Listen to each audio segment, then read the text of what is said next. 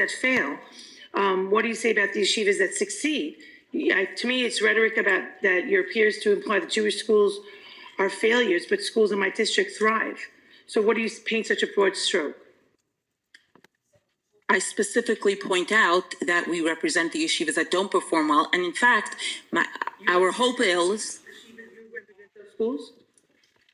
we represent the children in those schools, and in fact, our hope is that the yeshivas that are performing well will provide insight, input, and coaching and training to those schools who are not doing well. And I think the fact that there are yeshivas that are doing well, where you have the boys that are taking regents exams and doing well on those exams, that should be a model for all yeshivas across the state. And that is my hope. I agree. The Regent's working on that, right? That's with the new equivalency, and I think they've offered to work with all those schools.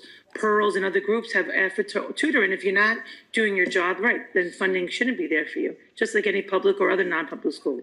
Absolutely. I think the idea that religious schools, Jewish schools across the state, that the ones we specifically work on, the Hasidic schools that are currently not providing a sound basic education, start doing that in a similar model to some of the schools in your district.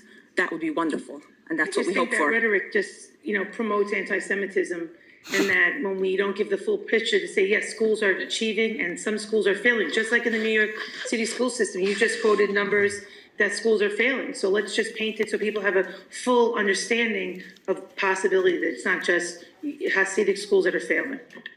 It's a percentage of the school, a significant percentage of the yeshivas. But again, I agree with you. Some of the yeshivas in this state are from the top schools, and I wish that my children could have benefited from a top education, but they did not, because many of the schools do not. Many of the yeshivas are not providing a sound basic education and should be, again, similarly to what you have in your school district. But that's not what's taking place in many communities, in Williamsburg, in Borough Park, in Muncie, in Kiryas Joel, in those schools, those students. You have high school students that cannot read and write English. That is not acceptable. Okay, when I speak up for these children, that has nothing to do with anti-Semitism, does not stoke anti-Semitism. In fact, I speak up on behalf of these children.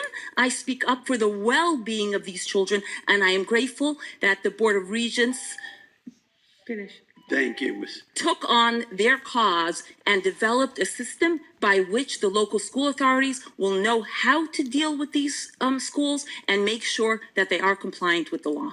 Thank you, Ms. Advocating with you. Ms. Weber.